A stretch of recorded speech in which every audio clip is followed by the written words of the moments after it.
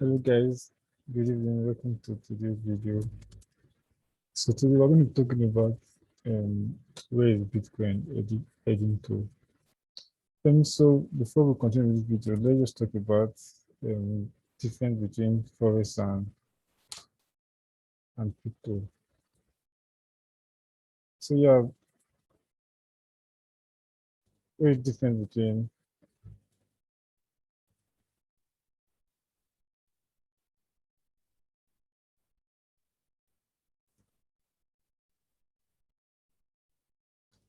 yeah, there are really many difference between these two stuff. But let me just try and talk about probably three or four. I think the first most important is that for forex, you probably need to have more skills than you will need for cryptocurrency because forex is mostly buying and selling.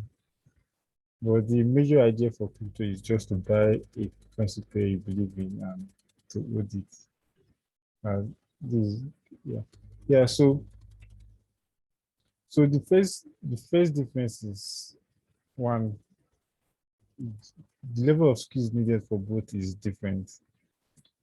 For forex, you probably need to have more in-depth skills down for crypto. Crypto is just to look for a coin that you believe in. Yeah, yeah, that's another thing. In crypto, there's too much manipulation. Yeah, the manipulation for cryptocurrency is far more than forex. Like forex is currency pair is actually difficult for one person to just manipulate it, unlike crypto where one person can just manipulate it anyhow. So um okay, another difference, and this is why this last difference is probably why let's say why crypto is easier.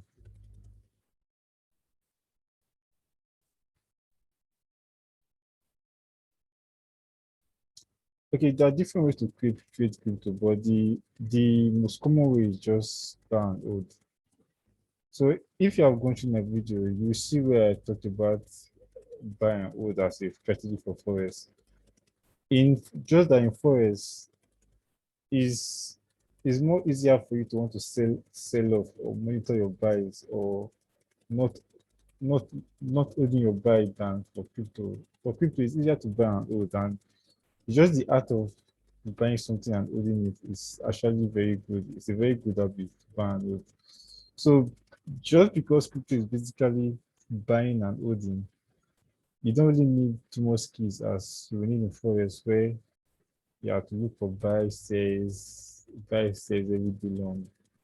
For crypto, just analyze long term buy and hold. You can actually trade forex that way, just that forex you can probably sell and hold. Yeah, so let's go to the chart. Where is Bitcoin going to? Yeah, this is just me. Okay, let's go back to the chart.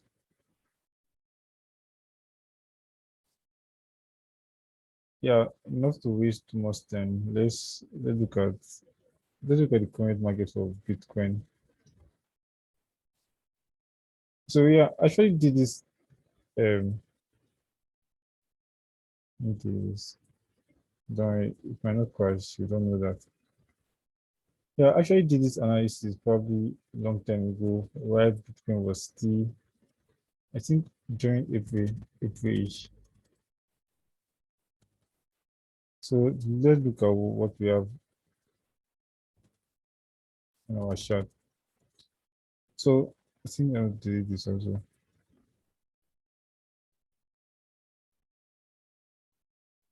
Let me just delete this also. So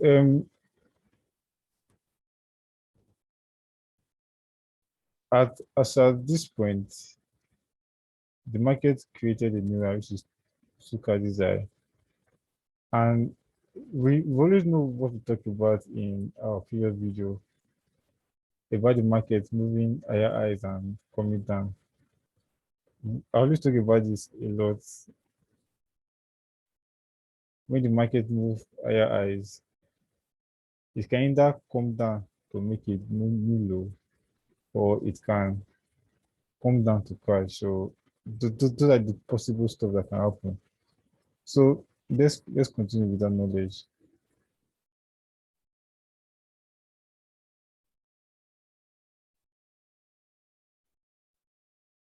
So with that knowledge, when the market make new high, we know that either way it must come down. So this is the market coming down. So how far is it going to come down? You probably don't know. So what do we want to do? We want to be able to take a buy as the break of our trend line. So this is the market coming down, probably clearing all the low, taking out this low. Then I think at this other block here, there's a reaction. There's a reaction. So the idea is that either the market reacts at this point and this point. As you know, we don't like trading in the middle, just top and bottom to make it easier for us. So we'll wait until market break our trend line so we know that okay, it's going to go up. So now, what happened? The market, the market came down to this area of interest here. This is probably our next area of interest. This one here, it came back to this area of interest and started going up. So what did it do? So now we can probably see that the market, the time it's taking to come down is faster than whatever is going to go up. So we can probably see that the momentum is building to the upside, say to the downside. So meaning that as at this area of interest here, we should be expecting to stay. So we should hit market to change the structure, which is this is probably a break of structure. So right now we should be expecting um lower lows and lower highs. So now this is me analyzing crypto with our normal basic technical. Where I remember I told you that crypto is more fundamental than technical. But the basic idea of reading the chart is the same for all asset class, no matter the chart at all, it's probably the same idea. So now let's look at this crash here. So we can probably see that this day was 10th of May. So this was 10th of May. So this is the market getting to our area of interest. Then after that, what happened? There was a what? There was a break in structure. After breaking structure, we need the market to return to our area of interest for our sell. So this is probably going to be our sell trade. And this is about I think whatever pips count is this. So now this is our normal way of taking trade in forex. But then let's look at what caused this drop in Bitcoin. There was an yeah, so yeah, there was a news announced. I think this is on the 12th of May. Yeah, I think that yeah, there was a news announced by Tesla on the 12th of May that Tesla will no longer be accepting Bitcoin as means of payment. So this news, according to the fundamental part of trading, you can probably say that this news itself, which came out on 12th of May, was the so-called reason for this drop. But according to our technical view of trading, you can probably see that the momentum of this market was fast to the downside. While going up, it was taking slower time to go up. So we could see that we could tell that the momentum for this trade is to the downside. So all we need to know is to find our point of entry, which is we need to find break of structure telling us that there's intent to go lower. then return to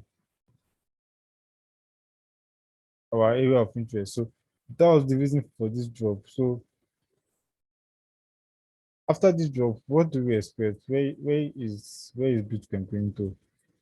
That takes us to normal basic pattern, which is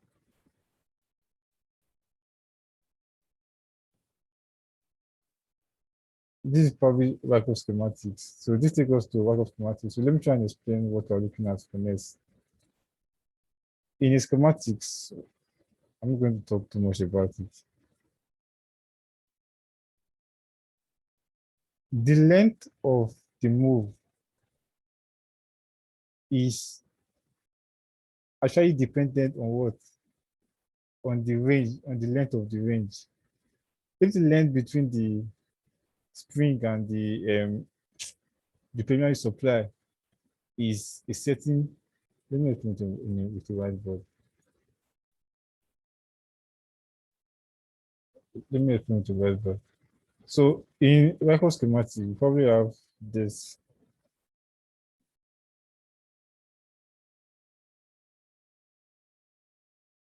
So this is probably our spring, this is our test, and this is the primary supply or what. So now we are saying that the length of the primary supply to the spring,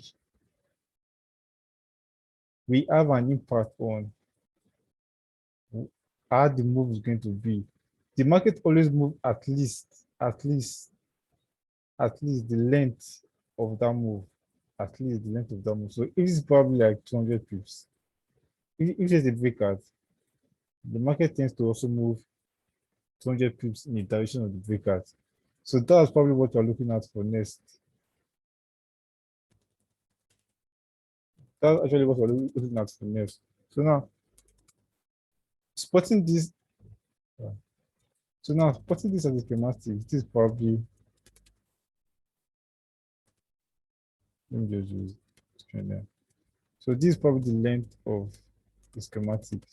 So this means that if the price of Bitcoin break this range, it's going to fall at least this length to this direction. We should probably take it back to 2000. Or if by some miracle it's breaking out above this length, so this probably take it to probably 84,000. So the length of this range will determine the strength of its breakout. So you can probably see that it has been ranging for the past, probably since February this month, for the past 2 months, it has been ranging. So if it break out, yeah, another thing is that the length of the range, the breakout is usually 30% less than the ranging. So if it's ranging for probably 100 days, the when it break out, it's going to move in that direction for probably 30 days, which is 30% of the length of the range. So if this market has been ranging from February to May, these 3 months, then if it's breaking out for probably for 3 weeks or 1 month, it's going to be moving in one direction. I think that's what it did here. In this case, it is probably ranging, probably talk about that later. Okay, yeah. In this case, it's probably ranging for probably, let's see how long. In this case, it was ranging from January to February, a whole month. But when it broke out, it probably moves. Yeah, it moved the length of the range, which is, you can probably see that this is the length of the range. When it broke out, it moved the length of that range, at least the length of that range, and it took what fewer number of days to complete the whole move. So this is probably what we're looking at for next. So if this is taking 30 days, then this probably take 9 days, which is 30% less than the length is using to range. So that is the thing about record schematics. So now the question you probably ask in your mind is, how do you know the direction is going to is going to go. This is probably you can't do that actually. You can't do that. You just have to anticipate and be ready. So now, what's my take on Bitcoin right now? So now we can still see that the momentum is still to the downside. So if I want to say anything, I'll probably want to see the market do something like this.